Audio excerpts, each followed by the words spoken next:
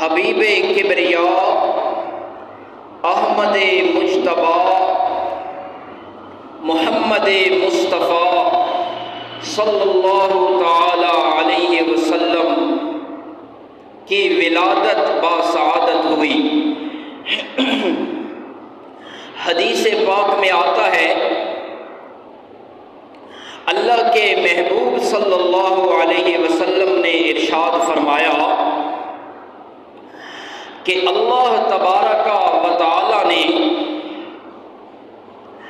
مجھے جو اسلاف اور انساب دیے ہیں وہ انتہائی پاکیزہ عطا فرمائے ہیں۔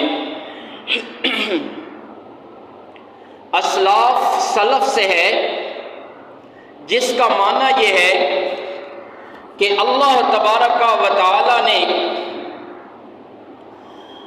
حضرت عبداللہ سے لے کر حضرت آدم علیہ السلام تک جتنے بھی آپ صلی اللہ تعالی علیہ وسلم کی پشت ہے، ان تمام پشت کو اللہ نے پاکیزہ بنایا، اور حضرت آمنہ سے لے کر سیدہ حوا علیہ السلام تک جتنے بھی ارحام میں اللہ تبارک و تعالی نے محمد الرسول اللہ صلی اللہ علیہ وسلم کے نسب کو رکھا تو ان سب کو پاکیزہ بنایا۔ یعنی جو آپ کی پشت ہے حضرت عبداللہ سے حضرت آدم تک، یہ تمام پاکیزہ ہے اور اس میں کسی قسم کی غلط کاری کا کوئی شبہ نہیں ہو سکتا۔ اور اسی طرح حضرت آمنہ سے لے کر سیدہ حوا تک یہ تمام پاکیزہ ہیں، ان میں کسی قسم کی غلط کاری کا کوئی شبہ نہیں ہو سکتا۔ ایک دوسری روایت میں اللہ کے محبوب نے فرمایا کہ اللہ نے میرے لیے جو انتخاب فرمایا کہ حضرت انسان میں اللہ نے مجھے ظہور پذیر کیا، حضرت انسان جو مسجود الملائکہ ہے، اللہ نے 3 قسم کے برگزیدہ مخلوق پیدا کی، فرشتے، جن اور انسان۔ اللہ تبارک و تعالی نے ان تینوں میں سے انسان کو سب سے اشرف بنایا، اعظم بنایا، یہ اشرف المخلوقات ہے۔ اور اللہ کے حبیب نے فرمایا کہ اللہ نے اس اشرف انسان، اس اشرف مخلوق میں میری پیدائش فرمائی اور مجھے ولادت باسعادت عطا فرمائی۔ پھر اللہ نے انسانوں میں سب سے افضل جو انبیاء ہیں، ان انبیاء میں اللہ نے محمد الرسول اللہ کو پیدا کیا، اور انبیاء میں پھر سب سے جو افضل ہیں، ان افضل انبیاء میں حضرت محمد الرسول اللہ صلی اللہ تعالی علیہ وسلم کا نسب رکھا گیا۔ جو افضل قبیلہ تھا، جو افضل قوم تھی، جو افضل جنس کے مالک تھے، اللہ تبارک و تعالی نے ان کو نبی محترم کے اجداد میں پیدا فرمایا۔ جب ربیع الاول کا مہینہ آتا ہے تو اس مہینے میں ہر جگہ پر آپ صلی اللہ تعالی علیہ وسلم کی تعریف اور توصیف کی جاتی ہے، آپ کے منقبت کو اجاگر کیا جاتا ہے، شہروں میں، گلیوں میں، نگر نگر آپ کی تعریف و توصیف کی جاتی ہے۔ اس سلسلے میں گزارش یہ ہے کہ جب آپ صلی اللہ تعالی علیہ وسلم کی تعریف ہو تو گلیوں میں، بازاروں میں آپ کی تعریف کے لیے جگہ منتخب نہیں کی جانی چاہیے، کیونکہ فرمایا کہ اللہ کو جو سب سے ناپسندیدہ جگہ ہے وہ بازار ہے، اور جو اللہ کو محبوب ہے وہ اللہ کا گھر ہے۔ اس لیے تذکرہ حبیب کے لیے اللہ کا گھر منتخب کرنا چاہیے۔ آپ صلی اللہ تعالی علیہ علیہ وسلم کا جو نسب ہے اللہ نے محفوظ رکھا کہ آپ کے جو نسب میں لوگ ہیں وہ انتہائی محترم اور معظم ہیں۔ علماء جانتے ہیں کہ فرائض اسلام کو سیکھنا ہر مومن کے لیے اور ہر مسلم کے لیے ضروری ہوا کرتا ہے۔ ان میں آپ صلی اللہ تعالی علیہ وسلم کے نسب میں سے اگر کسی کو پورا نسب یاد نہ ہو تو آپ کے نسب مبارک میں 4 پشتوں تک نسب یاد رکھنا ہر مومن کے لیے، ہر مسلم کے لیے فرض ہے۔ یہ فقہ کا مسئلہ ہے، یاد رکھیے گا۔ آپ صلی اللہ علیہ وسلم کا نام ہے محمد، محمد ابن عبداللہ ابن عبد المطلب اور ابن ہاشم اور ابن عبد مناف۔ یہ ابن عبد مناف تک یہ جو 4 نام ہیں آپ کی پشت میں، ہر مسلم کے لیے یہ 4 نام تک یاد رکھنا یہ فرض ہے۔ مگر آج کا تو المیہ یہ ہے کہ آج کا مسلمان پیغمبر سے عشق کا دعویٰ تو کرتا ہے مگر اسے پیغمبر تک کا نام نہیں آتا، پیغمبر کے نسب کا کیا نام آئے گا؟ اللہ تبارک و تعالی نے جب کائنات کو پیدا کیا تو سب سے پہلے آپ صلی اللہ علیہ وسلم کے نور کو پیدا کیا، نور نبوت کو، نور محمد، نور مصطفیٰ کو اللہ نے کائنات میں سب سے پہلے پیدا کیا۔ آج کا میلادی جب پیغمبر کی شان کو بیان کرتا ہے تو یہ کہتا ہے کہ دیکھو یہ لائٹ کیسے چمک رہی ہے، لوگ کہتے ہیں جی بڑی چمک رہی ہے، بڑی اس کی چمک ہے، بڑی اس کی دھمک ہے، تو وہ میلادی کہتا ہے جیسے یہ نور چمک رہا ہے اس لائٹ کا، ایسے میرے نبی کا نور بھی چمک رہا ہے۔ نا میرے بھائی، میرے نبی کا نور اتنا ناقص نہیں ہے۔ لائٹ اس وقت چمکتی ہے جب تاروں میں پیچھے سے بجلی موجود ہو، اس وقت یہ لائٹ جگمگاتی نظر آتی ہے۔ اگر پیچھے سے اس کا کنیکشن ہی کاٹ لیا جائے پھر یہ لائٹ چمکتی ہوئی آپ کو نظر نہیں آتی۔ اس کا مطلب یہ کہ یہ لائٹ ناقص ہے۔ اسی طرح اگر آپ کے نور کو ستاروں سے تشبیہ دی جائے تو ستارے بھی ناقص ہیں، رات کو چمکتے ہیں، دن کو نہیں چمکتے۔ چاند سے تشبیہ دی جائے، چاند بھی رات کو چمکا کرتا ہے مگر دن کو اس کی چمک نہیں ہوتی۔ اگر آپ کے نور کو سورج سے تشبیہ دی جائے تو سورج دن کو بہت چمک دمک اس کی نظر آتی ہے اور اس کا اجالا اور اس کی روشنی نظر آتی ہے، مگر جب رات کا وقت آتا ہے تو یہ روشنی غائب ہو جاتی ہے۔ اس کا مطلب یہ ہے کہ یہ جتنے بھی نور ہیں یہ ناقص نور ہیں، مگر آپ صلی اللہ تعالی علیہ وسلم کا نور وہ اتنا کامل ہے، اتنا اکمل ہے، اتنا مکمل ہے، اتنا اجمل ہے، اتنا اطیب ہے، اتنا اطہر اور مقدس اور منزہ اور مصفہ اور پاکیزہ اور اتنا اعلیٰ نور ہے کہ جب بطحا کے افق پر پیغمبر کا نور چمکا تو اس نے ساری کائنات میں روشنی پیدا کر دی۔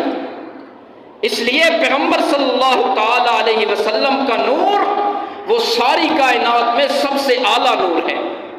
آپ صلی اللہ تعالی علیہ وسلم عقیدہ سمجھ لیجئے کہ آپ صلی اللہ تعالی علیہ وسلم جنس کے اعتبار سے نور نہیں ہے بلکہ جنس کے اعتبار سے آپ صلی اللہ تعالی علیہ وسلم وہ بشر ہیں اور سید البشر ہیں، بشر کے بھی سردار ہیں، مگر صفت کے لحاظ سے آپ صلی اللہ تعالی علیہ وسلم نور ہیں۔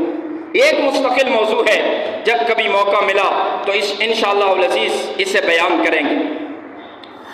آپ صلی اللہ تعالی علیہ وسلم جس سال میں آپ عرب کی دھرتی پر آپ کی ولادت باسعادت ہوئی تو عرب میں ایک عجیب قسم کا رواج تھا کہ لوگ جہاں وہ بیٹیوں کو زندہ درگور کیا کرتے تھے۔ آپ صلی اللہ علیہ وسلم جس سال پیدا ہوئے آپ صلی اللہ علیہ وسلم کے اعجاز کے طور پر اللہ نے پورے سال عرب والوں میں کسی جگہ پر بیٹی کو پیدا ہی نہیں کیا۔ یہ اس لیے کہ اللہ کی عظمت اور غیرت کے منافی تھی یہ بات کہ اس سال، جس سال آپ صلی اللہ علیہ وسلم نے دنیا میں ظہور پذیر ہونا ہو، تو اس سال لوگ کہیں یہ رواج نہ کر لے کہ اس سال لوگ بیٹیوں کو زندہ درگور کر دیں۔ یہ آپ صلی اللہ علیہ وسلم کا معجزہ تھا کہ اس سال عرب میں اللہ نے کسی کے گھر میں بیٹی پیدا ہی نہیں کی۔ جب آپ صلی اللہ تعالی علیہ وسلم کی ولادت ہوئی تو حضرت آمنہ نے دیکھا، فرمایا یہ بچہ تو بڑا حسین ہے، بڑا جمیل ہے، ایسا حسین و جمیل چہرہ تو آج تک میری آنکھ نے نہیں دیکھا۔ جناب عبد المطلب جو حضور کے دادا تھے وہ آئے، انہوں نے دیکھا تو کہنے لگے میں تو شام میں اور کہاں کہاں سفر کرتا ہوں تجارت کے غرض سے، میں نے تو ایسا بچہ کسی بھی جگہ پر ایسا حسین چمک والا چہرے والا میری آنکھ نے نہیں دیکھا۔ تو حضرت حلیمہ نے جب دیکھا تو حلیمہ بھی بول اٹھی، کہنے لگی آج تک میں نے جتنے بھی گھروں سے بچے اٹھائے ہیں، چونکہ حلیمہ داعی تھی، فرماتی ہے کہ ایسا انوکھا چہرے والا، ایسے حسین چہرے والا، ایسے پیارے چہرے والا حسین و جمیل بچہ میری نگاہ نے کبھی نہیں دیکھا۔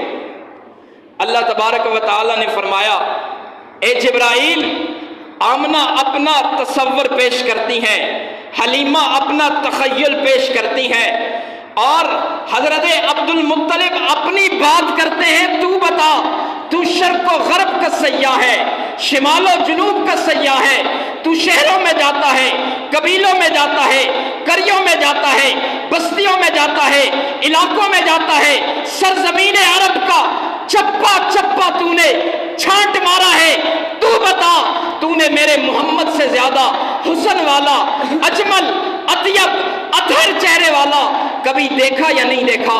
تو جبرائیل علیہ السلام پکار کر کہتے ہیں آفا کہا گردیدم میرے بتا ورزیدم بسیار خوبا دیدم لیکن تو چیزیں دیگری۔ جبرائیل کہتے ہیں میں شرق و غرب میں گیا، شمال و جنوب میں گیا، اور سرزمین عرب کا چپا چپا میں نے چھانٹ مارا، لیکن میں نے محمد عربی سے زیادہ حسن والا کبھی نہیں دیکھا۔ اللہ نے فرمایا اے جبرائیل، تو میرے محمد سے زیادہ حسین کہاں دیکھ لیتا؟ میں نے محمد الرسول اللہ صلی اللہ علیہ وسلم کو جب پیدا کیا تو وہ سانچہ ہی توڑ دیا میں نے کہ اب اس کے بعد ایسے نبوت والا اور ایسے اجمل چہرے والا میں نے کسی کو پیدا ہی نہیں کرنا۔ نہ پہلے اللہ نے محمد الرسول اللہ سے زیادہ حسین پیدا کیا، اور نہ آپ صلی اللہ علیہ وسلم کے بعد اللہ نے کسی کو ایسا حسین پیدا کیا۔ اللہ نے محمد الرسول اللہ صلی اللہ تعالی علیہ وسلم کو ایسا حسن دیا، اور نام بھی آپ کے دادے نے کیا رکھا؟ محمد۔ کیا نام رکھا؟ سویا ہوا میرا مجمع ذرا کہہ دے کیا نام رکھا؟ اپنے نبی کا نام ذرا پیار سے محبت سے لے لو یار۔ میں دعا کروں گا کہ اللہ قیامت کے دن آپ کو اپنے حبیب محمد الرسول اللہ صلی اللہ علیہ وسلم کی شفاعت نصیب فرما دے۔ ذرا کہہ دو محبت سے بلند آواز سے کیا نام رکھا؟ محمد۔ جب بندہ یہ نام زبان سے کہتا ہے تو ہونٹ بھی ایک دوسرے کا بوسہ لیتے ہیں۔ محمد اتنا پیارا نام ہے، اور محمد کا معنی کیا ہے؟ تعریفوں والا۔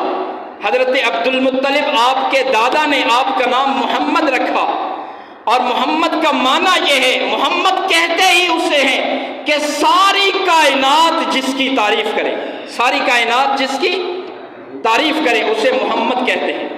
اور اللہ نے آپ کا نام آسمانوں پہ رکھا احمد، اور احمد اسے کہتے ہیں کہ جو اللہ کی کائنات میں سب سے زیادہ تعریف کرے۔ اور واقعہ ایسا ہی ہے کہ جتنے اس کائنات میں محمد الرسول اللہ کی تعریف ہوئی، آپ سے زیادہ اس دنیا میں کسی کی تعریف نہیں ہوئی۔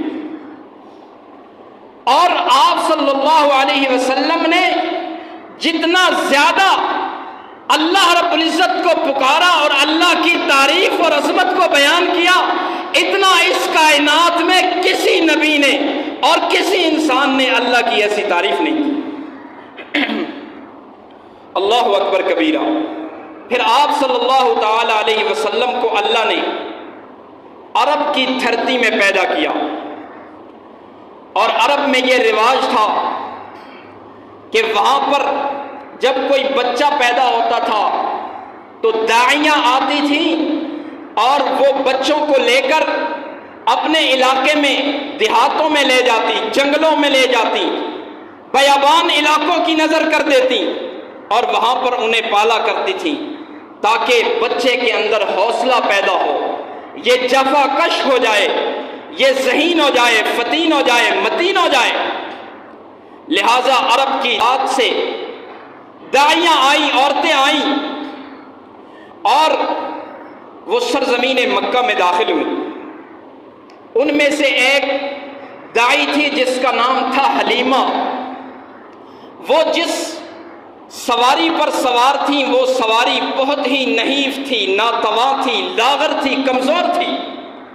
بعض روایتوں میں آتا ہے کہ وہ خچر تھا، اور بعض روایتوں میں آتا ہے کہ نہیں وہ اونٹنی تھی، مگر انتہائی نحیف تھی۔ حضرت حلیمہ اس پہ سوار ہوئی، سرزمین مکہ میں آئی، باقی داعیاں آئیں، چونکہ ان کی سواریاں تیز ترار تھیں اس لیے انہوں نے بڑے بڑے رئیس لوگوں کے گھروں سے آ کر بچے لے لیے اور واپس ہو گئے۔ جب وہ واپس راستے میں آنے لگے، توجہ میری طرف رکھیے جناب، بہت ہی مختصر اور قلیل وقت ہے، تو جب وہ داعیاں واپس آنے لگی تو انہوں نے دائی حلیمہ سے کہا، حلیمہ جو تمہارے لیے ہم نے بچہ چھوڑا ہے نا، وہ ایک بیوہ کا بچہ ہے، یتیم بچہ ہے، اور جو رئیسوں کے، جاگیرداروں کے بچے تھے وہ تو ہم اٹھا کے لے آئیں، جاؤ اگر تمہارے نصیب میں کچھ ہوا تو تمہیں مل جائے گا۔ حضرت حلیمہ کہتی ہیں کہ میں مکہ کی سرزمین میں داخل ہوئی اور میں جناب آمنہ کے گھر کی دہلیز پر پہنچی، میں نے دستک دی اور میں نے کہا کہ میں داعی حلیمہ آپ کے دروازے پر بچہ لینے کے لیے آئی ہوں۔ آگے سے سیدہ آمنہ نے کہا جو میرے گھر میں بچہ موجود ہے وہ یتیم بچہ ہے۔ حضرت حلیمہ نے کہا میں نے یہ نہیں پوچھا کہ وہ یتیم ہے یا کون ہے، میں نے تو صرف یہ پوچھا ہے کہ آپ کے گھر میں بچہ موجود ہے کہ نہیں ہے۔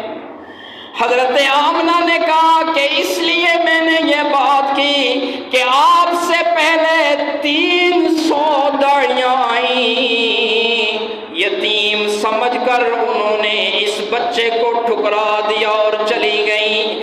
حضرت حلیمہ نے کہا آپ مجھے اجازت تو دے دیجئے کہ میں اندر چلی آؤں۔ فرمایا بی بی آمنہ نے کہ اندر چلی آؤ، تمہارے لیے اجازت ہے۔ حضرت حلیمہ آئی اور فرماتی ہیں کہ میں نے بچے کو دیکھا، بچے کے اوپر ایک سفید چادر ہے، میں نے وہ چادر ہٹایا، آپ صلی اللہ تعالی علیہ وسلم کو گود میں اٹھا لیا، میں نے آپ کے چہرے پر نظر کی، اتنا حسین چہرہ، اتنا سفید، چمکتا ہوا، دمکتا ہوا، مہکتا ہوا، چھلکتا ہوا چہرہ، آپ صلی اللہ تعالی علیہ وسلم کے چہرے سے ایک نور میرے آنکھوں سے گزر کر آسمان کی طرف چلا گیا۔ حضرت حلیمہ کہتی ہے کہ میں نے کہا آمنہ بی بی اس بچے کو مجھے دے دو، یہ بچہ اس وقت اتنا حسین ہے، عظمت والا ہے، جب میں گھر میں ایک دن کو کام کاج کروں گی، جب تھکن محسوس کروں گی، اس بچے کے چہرے کو دیکھ لیا کروں گی، میری تھکن دور ہو جائے گی۔ حضرت حلیمہ نے فرمایا کہ یہ بچہ میرے حوالے کر دو، اس وقت یہ اتنا حسین ہے، عظمت والا ہے، جب یہ جوانی کو پہنچے گا، شباب کو پہنچے گا، اس وقت کتنا حسین ہوگا۔ حضرت آمنہ نے اس بچے کو جناب سرکار دو عالم صلی اللہ تعالی علیہ وسلم کو حضرت حلیمہ کے حوالے کر دیا۔ جناب حلیمہ نے، داعی نے اس بچے کو اٹھا لیا اور روانہ ہو گئی۔ جب اپنی سواری پر بیٹھ گئی، روانہ ہو گئی، سواری تو انتہائی نحیف تھی، انتہائی ناتوان تھی، لاغر اور کمزور تھی، وہ تو چل بھی نہیں سکتی تھی۔ مگر جب حضرت حلیمہ نے اپنے شوہر کے ہمراہ اس سواری پر بیٹھی اور آپ صلی اللہ تعالی علیہ وسلم کو اٹھایا تو اتنی تیز وہ سواری جانے لگی۔ راستے کے اندر جتنی دائیاں اپنے بچوں کو لے کر سواریوں پہ سوار جا رہی تھی، سب کو پیچھے چھوڑ دیا اور یہ سب سے آگے نکل گئی۔ ان دائیوں نے پیچھے سے، حلیمہ کیا تو اپنی سواری بدل چکی ہے؟ حضرت حلیمہ نے کہا نہیں نہیں نہیں، سواری نہیں بدلی بلکہ سوار بدل دیا، سوار بدل دیا ہے۔ سواری تو وہی ہے، کمزور سواری ہے، مگر میں نے سوار بدل دیا ہے۔ اللہ اکبر کبیرہ۔ حضرت حلیمہ اور حضرت شیمہ جو حضور صلی اللہ علیہ وسلم کی رضاعی بہن تھی، حضرت شیمہ، وہ بیان کرتی ہیں کہ جب سرکار دو عالم صلی اللہ علیہ وسلم ہمارے گھر میں آئے تو ہمارے گھر کا نقشہ ہی بدل گیا، گھر میں رحمت کی برسات ہونے لگی۔ فرماتی ہیں کہ ہمارے گھر کے اندر جو بکریاں تھیں، دبلی پتلی کمزور، انہوں نے دودھ دینا شروع کر دیا۔ فرماتی ہیں کہ میں آپ صلی اللہ علیہ وسلم کو جب اپنی گود میں اٹھاتی تھی اور راستے میں جاتی تھی، کڑکتی ہوئی دھوپ ہوا کرتی تھی نا، تو اللہ تبارک و تعالی ہمارے سر کے اوپر ایک سایہ لے آتے تھے، وہ سایہ ہمارے اوپر، وہ بادل سایہ فقط ہو جاتا تھا اور ہم دھوپ کی تمازت سے محفوظ ہو جاتے تھے۔ حضرت شیمہ کہتی ہیں کہ ایک مرتبہ میں سرکار دو عالم صلی اللہ علیہ وسلم کو اپنی جھولی میں اٹھایا ہوا اور میں اس کو لوریاں دے رہی اور اپنی سہیلیوں کے ساتھ بیٹھی ہوئی تھی اور میں نے کچھ اشعار پڑھنا شروع کر دیے۔ حضرت شیمہ کہتی ہیں کہ اشعار پڑھتے پڑھتے میرے ذہن میں ایک شرکیہ کلمہ آیا، میں اس کو کہنے ہی والی تھی کہ سرکار دو عالم صلی اللہ علیہ وسلم جو اس وقت بچے تھے، انہوں نے میرے دائیں بازو پر اپنے دانت لگائے اور کاٹ دیا جیسے بچے کاٹتے ہیں۔ فرمایا جب انہوں نے کاٹا تو میرے ذہن میں جو شرکیہ کفریہ کلمہ تھا وہ بالکل غائب ہو گیا، وہ مجھ سے بھول گیا۔ دائرہ اسلام میں داخل ہونے کا واقعہ ایسا ہے کہ جب طائف کا غزوہ پیش آیا تو غزوہ طائف کے دوران حضرت شیمہ جو آپ صلی اللہ علیہ وسلم کی رضاعی بہن تھی، اس کو 300 قیدیوں کے ساتھ گرفتار کر کے ہاتھوں میں ہتھکڑیاں پہنا کر پاؤں میں جولان پہنا دیے اور آپ صلی اللہ علیہ وسلم کے پاس لانے لگے۔ حضرت شیمہ نے کہا آپ ہمیں کہاں لے کر جا رہے ہو؟ تو صحابہ نے کہا کہ جی آپ کو رسول کے پاس لے کر جانا چاہتے ہیں۔ تو کہا کون سا رسول؟ کہ جی جس کا نام ہے محمد۔ تو حضرت شیمہ کے ذہن میں آیا کہ یہ وہی محمد تو نہیں ہے کہیں جو میرا چھوٹا بھائی ہوتا تھا، رضاعی بھائی ہوتا تھا اور جس کو میں اپنے جھولی میں اٹھا کر لوریاں دیا کرتی تھی، کہ کیا یہ وہی محمد تو نہیں؟ پھر جب آپ صلی اللہ علیہ وسلم کے پاس آئیں اور آپ صلی اللہ علیہ وسلم نے جب دیکھ کر پہچان لیا کہ یہ تو میری بہن شیمہ ہے، تو آپ صلی اللہ تعالی علیہ وسلم روایت میں آتا ہے کہ اپنی جگہ سے اٹھے اور آپ صلی اللہ علیہ وسلم کی جو کملی مبارک تھی وہ بھی کندھے سے نیچے گر گئی۔ آپ صلی اللہ علیہ وسلم نے اپنے چادر کو زمین پر بچھا دیا اور حضرت شیمہ کو اس چادر پر بٹھا دیا اور بہت ہی عزت اور احترام کے ساتھ پیش آئے، اور آپ صلی اللہ تعالی علیہ وسلم نے اپنی اس بہن کو اور ان کے ساتھ جو 300 قیدی تھے سب کو رہا کروا دیا۔ پھر آپ صلی اللہ علیہ وسلم نے اپنی بہن شیما سے کہا کہ ذرا میرے ان ساتھیوں کو وہ بچپن کے واقعات تو سناؤ۔ تو حضرت شیما نے کہا کہ جب میں آپ صلی اللہ علیہ وسلم کو ساتھ لے کر جایا کرتی تھی نا بکریاں چرانے کے لیے، تو جو بھی پہاڑ راستے میں آتا وہ ہماری طرف جھک جاتا تھا اور وہ ہمیں سلام کیا کرتا تھا۔ فرماتی ہیں کہ جب ہم راستے میں جاتے جس درخت کے پاس سے گزرتے درخت جھک جاتا تھا، سلام کیا کرتا تھا۔ فرماتی ہیں کہ جب دھوپ میں جاتے تھے تو بادل سایہ فگن ہو جاتا تھا۔ فرماتی ہیں کہ ایک مرتبہ یہ واقعہ بھی پیش آیا کہ جب میرے ذہن میں شرکیہ کلمہ آیا تو آپ صلی اللہ علیہ وسلم نے میرے دائیں بازو پر کاٹا تھا، آج بھی وہ نشان دانتوں کا پڑا ہوا ہے کہ آپ صلی اللہ علیہ وسلم نے کاٹا تھا۔ یہ آپ کا معجزہ تھا، گویا کہ بچپن میں آپ صلی اللہ علیہ وسلم کا یہ معجزہ وقوع پذیر ہوا۔ اللہ دکھانا چاہتے تھے کہ میرا ایسا حبیب جس کی بہن آپ کو لوریاں دے رہی ہے اور آپ صلی اللہ تعالی علیہ وسلم کی دیکھ بھال کر رہی ہیں، کہیں یہ شرکیہ کلمہ نہ کہہ دے، کیونکہ آپ صلی اللہ علیہ وسلم کے نسب بھی محفوظ ہے اور آپ صلی اللہ تعالی علیہ وسلم کے اسلاف بھی محفوظ ہے۔ اسی طرح آپ صلی اللہ علیہ وسلم کے دیکھ بھال کرنے والے وہ بھی محفوظ ہیں اور شرک سے دور ہیں۔ دعا ہے کہ اللہ تبارک و تعالی ہمیں بھی شرک سے دور فرمائے اور آپ صلی اللہ علیہ وسلم کی تعلیمات پر عمل پیرا ہونے کی توفیق عطا فرمائے۔ وآخر دعوانا الحمدللہ۔